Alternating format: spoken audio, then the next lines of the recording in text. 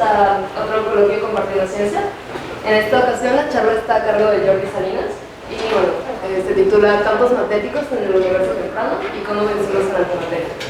Entonces, Jordi es estudiante del doctor Alejandro Ayala, que está en el Instituto de Ciencias Nucleares.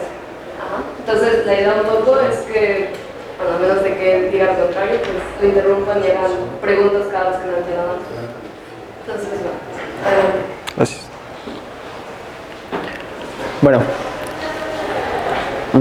hay dos problemas de los que voy a hablar en esta plática y son la generación de campos magnéticos en el universo temprano, que se llaman campos magnéticos primordiales, y del problema de la baryogénesis, de la cual hablaré un poquito más adelante para quien no sepa de qué se trata. Bueno, primero voy a empezar a hablar de los campos magnéticos en el universo, para que tengamos como una cierta escala de qué es lo que voy a hablar, ¿no? Tenemos el campo magnético terrestre, es el que hace que nuestras brújulas funcionen. Entonces, bueno, si los medimos en Gauss, este tiene una intensidad de 0.5 Gauss, ¿no? Luego el Sol produce un campo magnético que engloba el sistema solar, que puede llegar hasta 1 Gauss. Estos campos magnéticos son muy pequeños, ¿no? Por ejemplo, comparados con un electroimán o algo así, son muy pequeños. En galaxias y en galaxias lejanas tenemos campos magnéticos de hasta 10 a la menos 6 Gauss, que bueno, repito, será muy pequeño, pero no es cero. Eso es lo importante. Y más allá, en el espacio intergaláctico, entre estas galaxias, también tenemos campos magnéticos. Y son por 10 a la menos 16, pueden llegar a ser. Desde menos 30 hasta menos 16.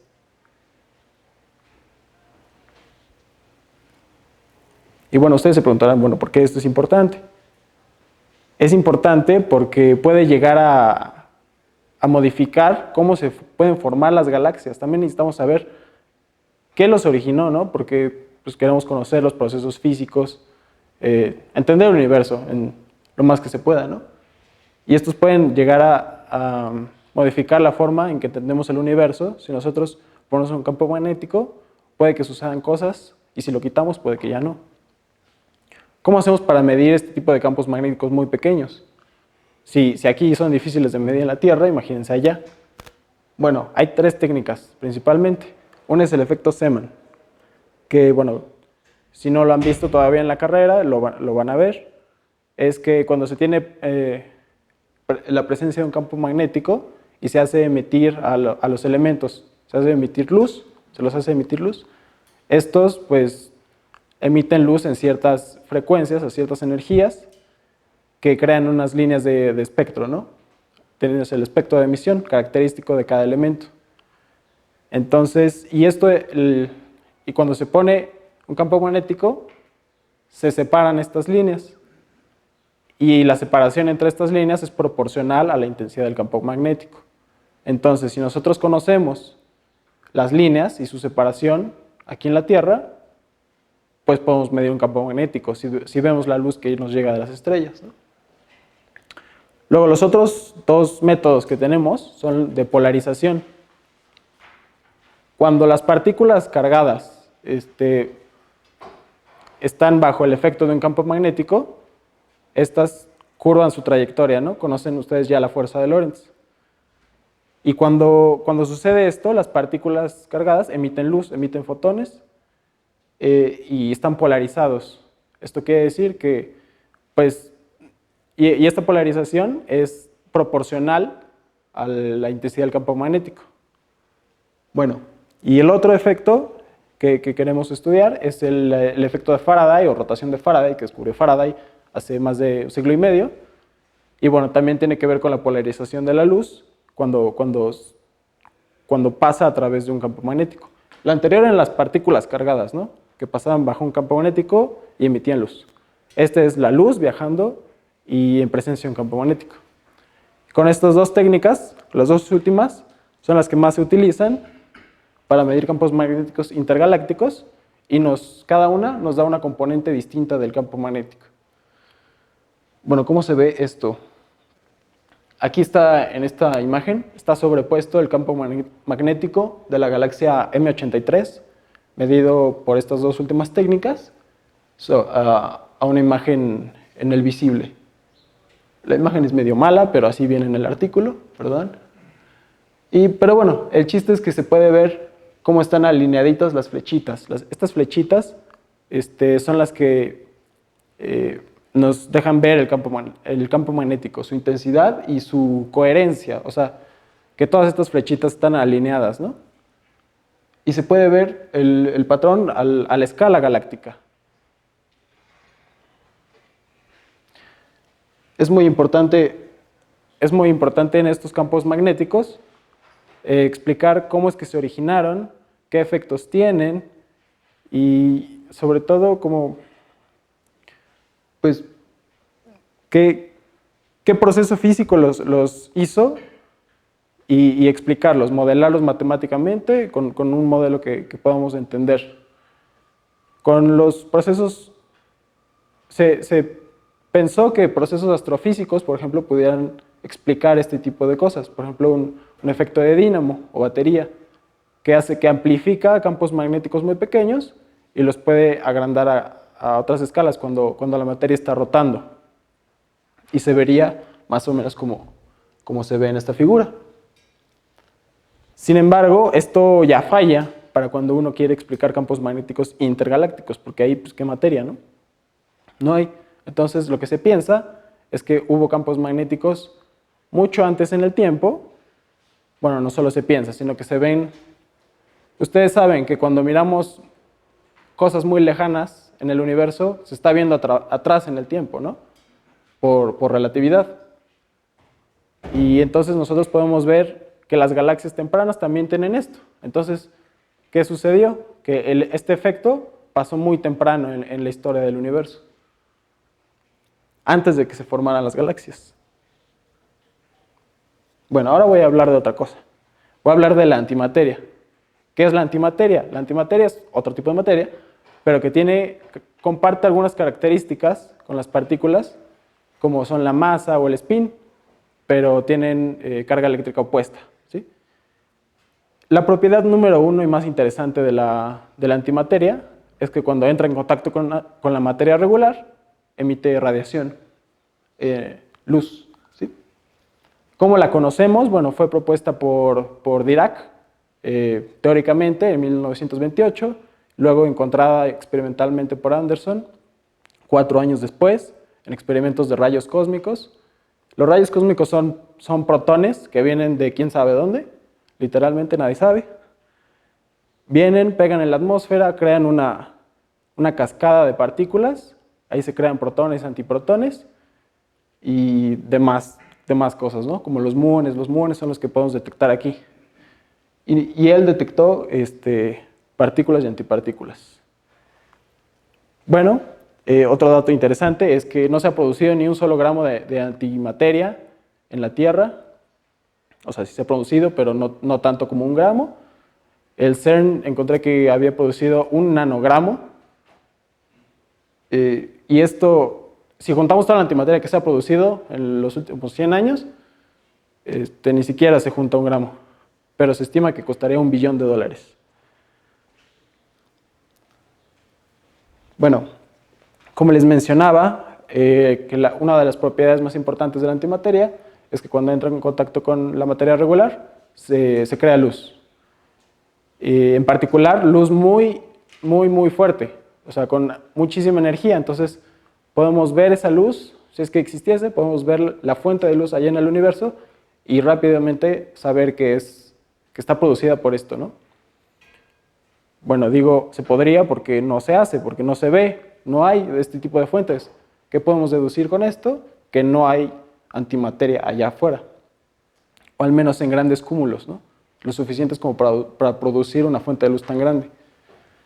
Entonces, nuestro universo está básicamente, carece de antimateria. No sé si ustedes ya hayan escuchado este resultado, pero el universo se compone principalmente por energía oscura, luego por materia oscura. La materia regular solo es 4% y la antimateria entonces vendría siendo algo prácticamente inexistente, ¿no? Solo lo conocemos aquí en la Tierra por rayos cósmicos y experimentos de altas energías. Más allá, no.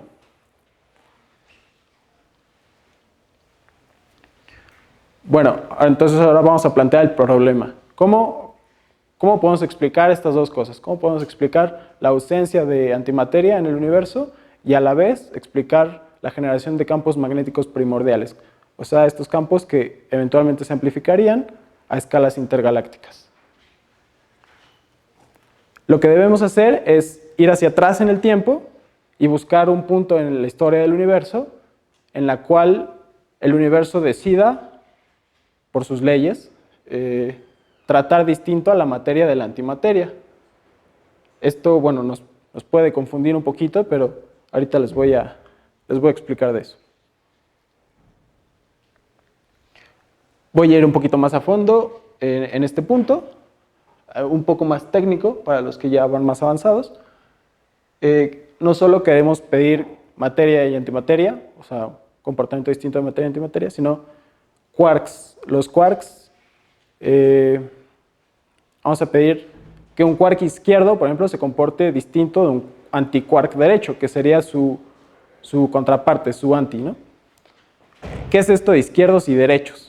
Aquí, ¿quién sabe ya de qué estoy hablando? Bueno, hay una propiedad de la materia que se llama quiralidad. Esto, pues, se inspiró en otra propiedad que se llama helicidad, pero que no es un buen número para medir para caracterizar a las partículas por otras cosas. Pero esta helicidad lo que es la proyección del spin a lo largo del movimiento, ¿no? Del momento de una partícula. Entonces, si mi spin apunta para acá y yo me muevo hacia allá, digo que es una partícula derecha. Y si el spin apunta para allá y me muevo para acá, es izquierda. La quiralidad es básicamente lo mismo, de hecho es el límite de la helicidad cuando las partículas no tienen masa. Pero lo bueno de la quiralidad es que es un invariante de Lorentz, o sea que no importa el sistema de referencia que nosotros estemos usando. En cambio la helicidad sí importa, ¿no? Por ejemplo, cuando nos movemos a la velocidad de la luz, la helicidad puede cambiar.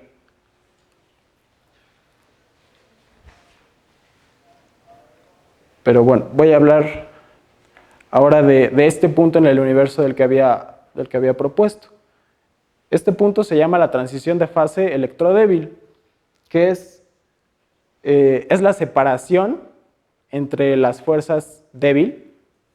Bueno, la electrodébil se separa en la débil y la electromagnética, hasta la que hoy conocemos. Nosotros nos encontramos, por ejemplo, en esta figura, acá. El tiempo va desde el inicio, desde el Big Bang, hasta nuestros días, ¿sí? Nosotros nos encontramos en este punto, donde tenemos 4 fuerzas distintas, donde nosotros podemos ver y medir 4 fuerzas distintas. Si nosotros nos vamos más atrás en el tiempo, podemos ir viendo cómo estas fuerzas se van unificando. O sea, matemáticamente, en nuestro modelo, el modelo que nosotros usamos para describir esto, que se llama modelo estándar, va unificándose matemáticamente. Las fuerzas van siendo una misma. La electromagnética y la débil se juntan en la electrodébil. En este punto preciso pasa algo que ustedes ya habrán escuchado, que es cuando las partículas adquieren masa. Este punto es el momento en el que el bosón de Higgs, que se acaba de descubrir, actúa el mecanismo de Higgs. Esto, bueno, ya más técnicamente para los que hayan visto, quiere decir que el valor esperado en el vacío cambia de 0 a distinto de 0. Entonces esto se llama una transición de fase, ¿no? Porque hay un cambio abrupto, una transición de fase de primer orden, hay un cambio abrupto de un valor a otro con nuestro parámetro, que es la temperatura. Se puede medir hacia atrás en el tiempo, se puede medir o en tiempo o en temperatura, ¿no? Porque mientras más nos acercamos al Big Bang, más va aumentando la temperatura. Bueno, ahora voy a hablar desde otra cosa. Las condiciones de Sájarov. Andrei Sájarov fue un físico ruso que ganó el Premio Nobel de la Paz y toda la cosa.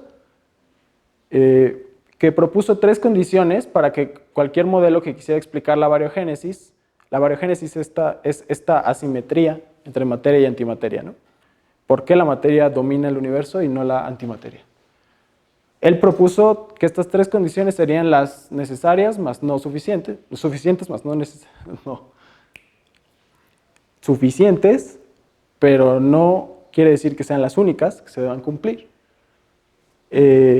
para explicar la variogénesis, ¿sí?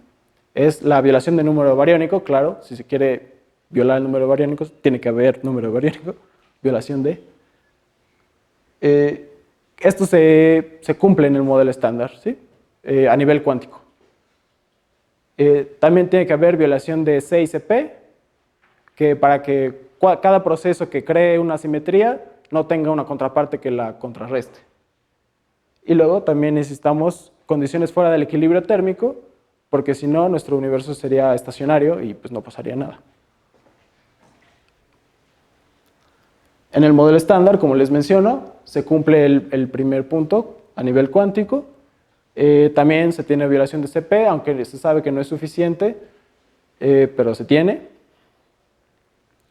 Y en este trabajo lo vamos a incluir a modo de una fase compleja en una masa de un fermión. Y en nuestro tercer punto tenemos que también se cumple la desviación del equilibrio térmico si nosotros consideramos una transición de fase de primer orden. ¿Se acuerdan la transición de fase de electrodébil que les había mencionado? Vamos a asumir que es de primer orden. Bueno, ¿por qué vamos a asumir esto? Uno, porque es posible. O sea, distintos cálculos analíticos nos han mostrado que en efecto esto puede ser la realidad. Luego, hay algo muy importante, que estas cosas dependen mucho de los modelos que estemos usando.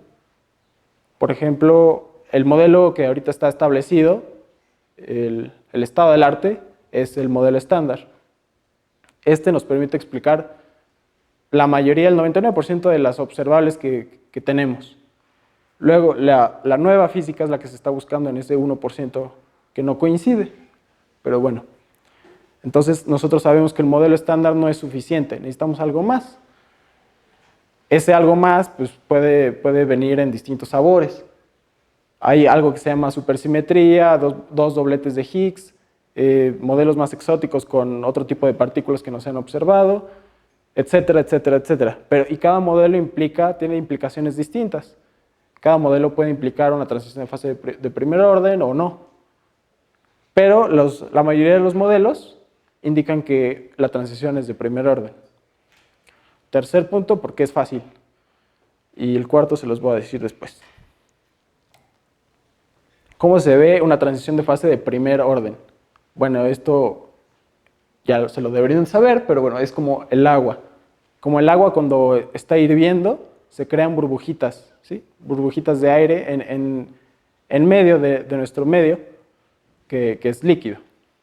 Son las dos fases que van a coexistir en ese momento. Estas dos fases se diferencian por una sola cosa, el valor de expectación en el vacío del Higgs, que represento con esa phi. Adentro de nuestra burbuja es cero, es distinto de cero y afuera es cero. Afuera es como el universo era antes. Y adentro de la burbuja es el verdadero vacío, o sea, lo que nosotros conocemos como el vacío, lo que nosotros vemos. Estas burbujitas se hicieron en este punto. Este punto no se los dije cuándo fue. Es cuando el universo tenía menos de un segundo de vida, ¿no? Pero bueno, estas burbujitas se van expandiendo y expandiendo hasta llenar completamente el universo. Entonces, por eso el universo luego ya es completamente vacío. Tiene un vacío verdadero, no el vacío falso, que es este valor esperado igual a cero. Y bueno, lo interesante de estas burbujitas es ver qué ocurre en la pared de ellas. Porque en este momento, en este punto del espacio, en esa pared, es donde se está tratando distinto a la materia de la antimateria.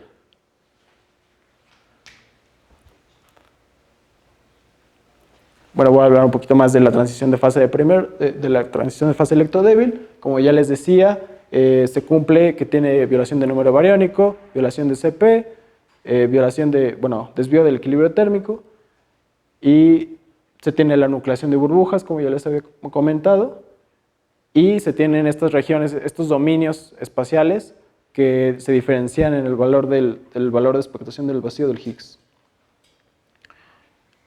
Ya voy a ser un poco más técnico. ¿Cómo vamos a introducir esto? Vamos a introducirlo a modo de una fase compleja en el término de masa de un fermión. La imagen física que vamos a estudiar es un quark que todavía no tiene masa. Esto no les debe extrañar, por ejemplo, un fotón no tiene masa. Un quark que va viajando en el universo se va a encontrar con una burbuja de estas, que tiene vacío verdadero adentro, va a penetrar en la pared y algo va a pasar en la pared que se va a comportar distinto a como lo había estado haciendo. Esto lo modelamos con esta masa compleja. Para quien no sepa, vamos a usar lagrangianos. Los lagrangianos, por ejemplo, se ven en mecánica analítica. Nos ayudan a escribir la energía del sistema y, bueno, después de una serie de pasos, podemos describir las ecuaciones de movimiento de prácticamente cualquier cosa que queramos. Dicen por ahí que si tienes el lagrangiano ya tienes resuelto el problema. Aunque, pues no, pero... Bueno, este es nuestro lagrangiano, es el lagrangiano del modelo estándar, nada más que con una masa compleja. Una sección del lagrangiano del modelo estándar, claro.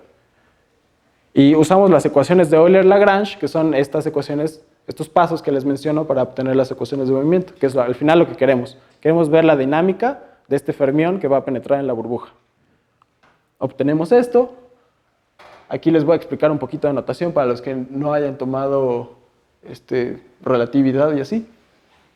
Estas cosas se llaman índices de Lorentz. Van de 0 a 4, no, a 3. Y lo que hacen es que hacen que tu teoría sea invariante de Lorentz, o sea, no importa el modelo de referencia en el que estés usando. Y bueno, ya para cualquier teoría que quiera estudiar efectos relativistas, pues los tiene que tener de cajón, ¿no? Si no, no sirve. La gamma son matrices, nada más son matrices que propuso Dirac, que encontró Dirac estudiando su ecuación de Dirac. Y que no les asuste, son matrices. Esa parcial, pues es una parcial.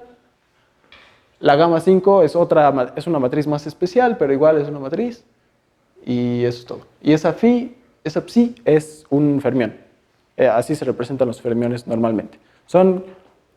Para los que no lo hayan visto, son prácticamente solo vectores de 4 entradas que cumplen la ecuación de Dirac. Y simplemente es resolver una ecuación diferencial. Si se dan cuenta, el problema ya ha sido bastante reducido. Lo que nosotros vamos a hacer para resolver esta ecuación de Dirac va a ser descomponer esta psi en 4 distintas entradas, ¿sí? Una función que describa cada entrada, y entonces vamos a tener, en vez de una ecuación diferencial para un vector, vamos a tener 4 ecuaciones diferenciales para una función escalar. Y bueno, estas funciones escalares son esas psis que pongo ahí arriba, y si se dan cuenta, estas son las ecuaciones diferenciales más fáciles que hemos encontrado en la carrera, que las soluciones son exponenciales, cualquiera lo debe de haber visto ya. Pero bueno, el caso es que se divide obviamente la solución en 2 regiones, antes de la burbuja, de la pared de la burbuja, y después de.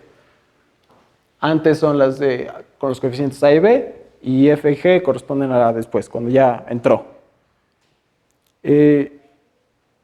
Estos coeficientes, ¿qué representan? Representan la amplitud de nuestra onda incidente. La A es una onda incidente, ¿no? La B es una onda reflejada. La F es la onda transmitida a través de la pared de la burbuja. Y la G, pues ¿la G qué es? ¿Quién sabe, no? No, pues no existe. La hacemos 0. Entonces ya tenemos un sistema de ecuaciones completo, lo podemos resolver aplicando condiciones de continuidad y etcétera. Podemos encontrar nuestras soluciones. Y bueno, en cuántica, ustedes van a ver que cuando se resuelven este tipo de problemas, lo importante al final de cuentas es cómo vas a comparar las cosas con los experimentos, ¿no? En este caso, tú quieres comparar como quieres contar cuántas canicas le echaste y compararlo con cuántas canicas se te regresaron y cuántas se transmitieron, ¿sí? Entonces quieres encontrar los coeficientes de reflexión y transmisión respecto a la onda incidente. Estos son relaciones nada más entre los coeficientes A, B y F. ¿Qué son estos? Estos son nuestros coeficientes de transmisión, izquierdos y derechos, left y right.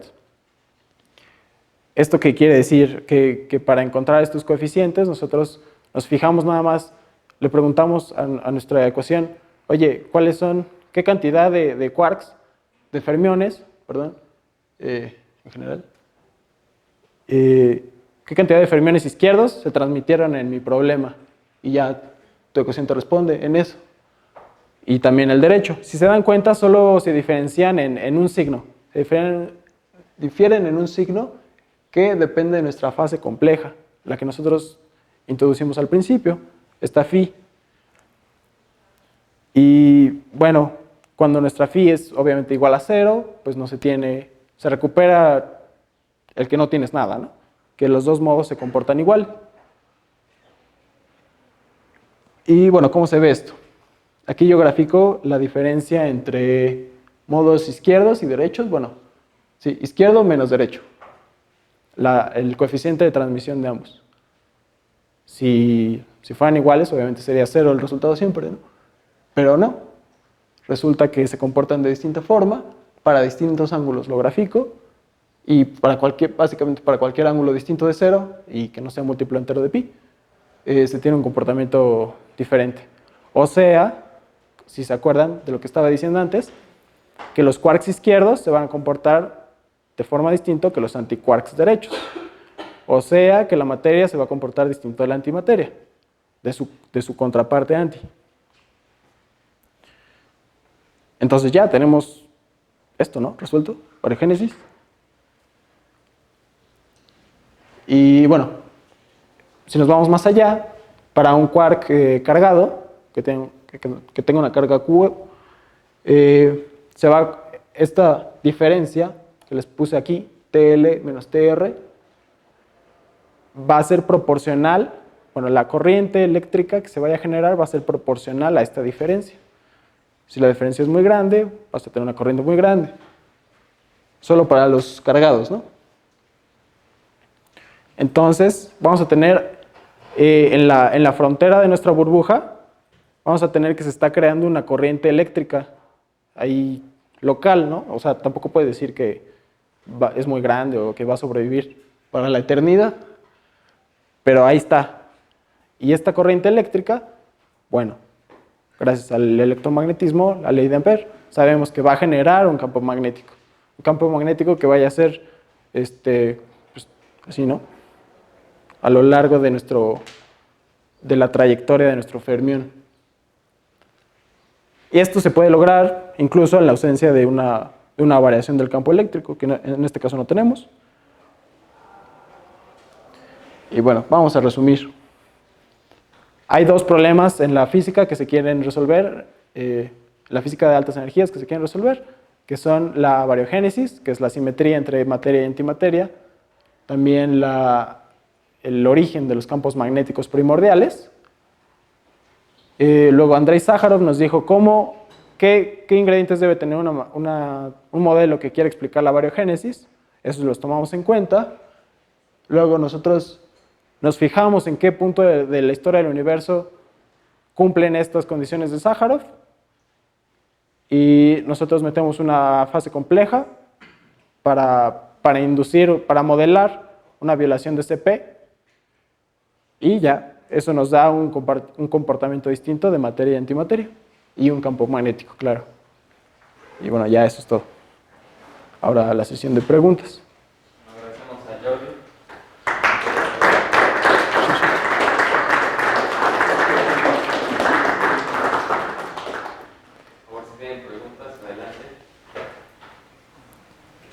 una discusión rica. ¿Nadie? ¿Sin pena? ¿No? Yo tengo una pregunta. Cuando estabas resolviendo, comenzaste a resolver la ecuación de Dirac, nos dijiste que bueno, te pusiste tu lagrangiano y sacaste una solución a la ecuación de Dirac. En todo este marco, ¿no tomaste en cuenta literalmente un marco de una teoría cuántica de campos? No, todo esto es de forma clásica, ajá. No. ¿Y qué tiene de, bueno, no de malo, sino de distintos a tomar tú este enfoque? Pues nada malo, simplemente es bajo el régimen que nos estamos fijando. Esto se llama mecánica cuántica relativista, ¿sí? Y entonces estamos tanto tomando en cuenta cuántica como relatividad. Y campos, por ejemplo, nos podría ayudar. Hay una parte que no mostré. Bueno, es que aquí nunca se ve, pero voy a intentarlo.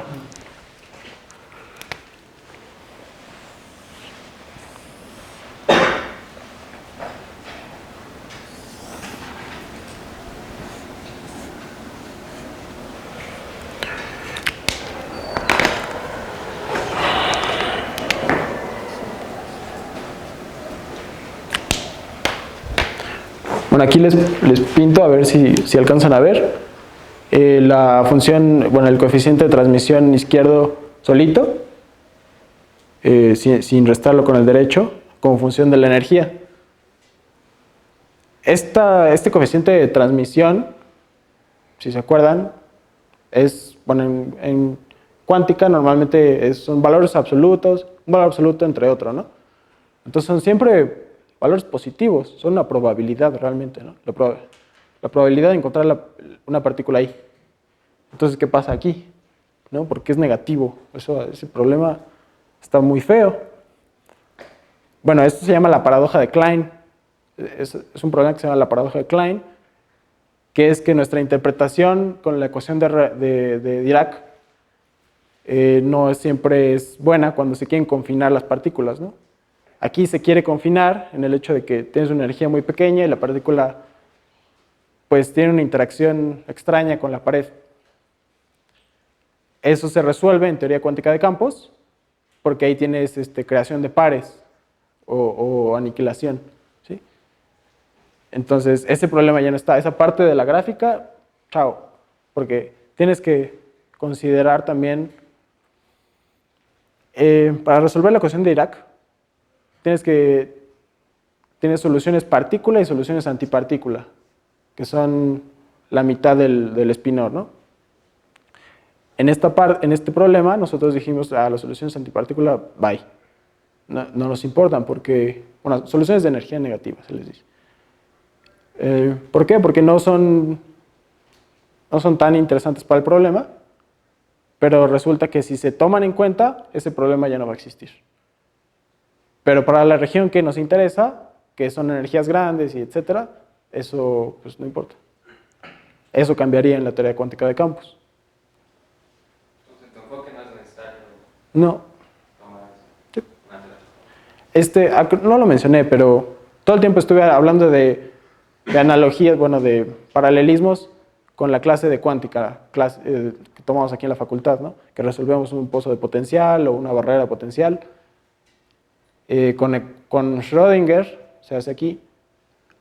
Este caso es análogo, es un poquito más allá, o sea, es con la ecuación de Dirac, pero el problema es el mismo, se está viendo un potencial delta, la pared de potencial es un potencial delta, y se resuelve con la ecuación de Dirac, y ya.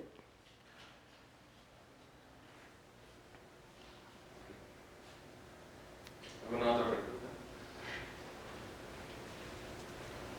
¿No?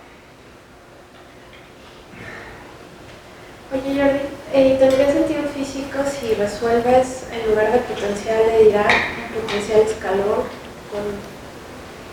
¿Sí tendría algún sentido? Claro que sí. Tal vez debí de haber predicado un poquito más allá de eso, pero nosotros hicimos varias consideraciones para nuestra burbuja, para nuestra imagen física, ¿no? Nuestra imagen física fue una burbuja que fuera bastante grande para poder considerar la pared como plana, como plano, ¿no? Luego consideramos que la burbuja no se mueve y que no se expande tampoco, ¿no? Ya consideramos que está muy grande. Esto que tú mencionas como un potencial más ancho es justamente una pared más ancha, ¿sí? Nuestro potencial delta quiere decir que nuestra pared es infinitamente delgada, ¿sí? Y un potencial más ancho haría que la propagación pues, fuera distinta. Y eso varía de modelo a modelo. Distintos modelos te dicen, el ancho es este, el ancho es este, el ancho es este. Pero normalmente, bueno, los últimos resultados han indicado que tiende más a una pared delgada. Entonces, pues un potencial delta es más adecuado. Ángel. ¿Puedes explicar un poquito la parte de las corrientes que se generan sobre la pared? Sí. ¿Qué? Después. No, la otra. Ahí mencionas que hay una diferencia entre el coeficiente que se transmite y el que se refleja. Sí. ¿Cuál es No, los dos son de transmisión, izquierdo y derecho. Sí, entonces, por ejemplo, si tenemos un quark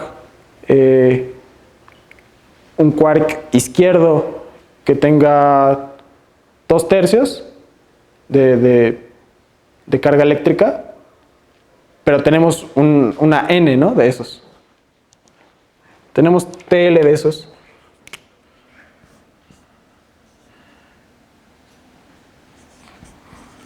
Menos TR 2/3. ¿Sí? Entonces, pues si tenemos más izquierdos que derechos, esto ya es distinto de cero, ¿no? Se crea la corriente eléctrica. Tienes una carga positiva viajando en el espacio.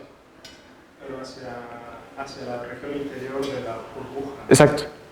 Y es ahí donde se genera, mediante esta ecuación que escribes abajo, el campo magnético. Es como ese cable que siempre estudiamos en electro. Es un cable con electrones viajando y se genera un campo magnético alrededor de él. Pero es, bueno, no sé. Lo que pasa es que pues, eso implicaría que, pues, yo me lo imagino, o sea, esta burbuja que se crea, pues como que es bombardeada, por así decirlo, en todas las direcciones. Sí. Entonces, adentro de la burbujita, pues tienes corrientes como que en todas direcciones. Sí. Y entonces... Sí, a lo que supongo que quieres llegar es que se cancelan. Pero pues no, porque cada partícula incidente pues, está incidiendo con características distintas, ¿no? Con una energía distinta. Entonces, la diferencia local entre coeficientes va a ser distinta. Entonces, bueno, que ya se cancelen sería muy raro. También va a ser un ángulo, no entran perpendicularmente todos, ¿no? Luego la burbuja también se está expandiendo. Y también nosotros estamos, nada más, como les decía, enfocándonos no en una corriente eléctrica así total, sino que es nada más la local, nada más en esa región del espacio se está generando esa corriente. Y es ahí donde localmente se crea ese campo magnético. Exacto. Que después... Sí, te no. ¿Alguna otra? No. ¿Nos puedes explicar otra vez las condiciones de sacar? Dijiste que eran suficientes, pero no necesarias. No, me confundí. O sea, sí, pues, ¿Necesarias? ¿hay otras que quitaste o qué? No, para nada. Sájarov enlistó esas tres y así son, ¿no? Son necesarias, pero no son las las mínimas, digo. O sea, le puedes meter más. Más concepción. Ajá. Que nosotros en este caso, ese tipo de construcciones son lo que mencionaba como asumimos que la burbuja no se mueve, que hace tal y tal cosa. Que no se expande. El comportamiento la dinámica de nuestra burbuja.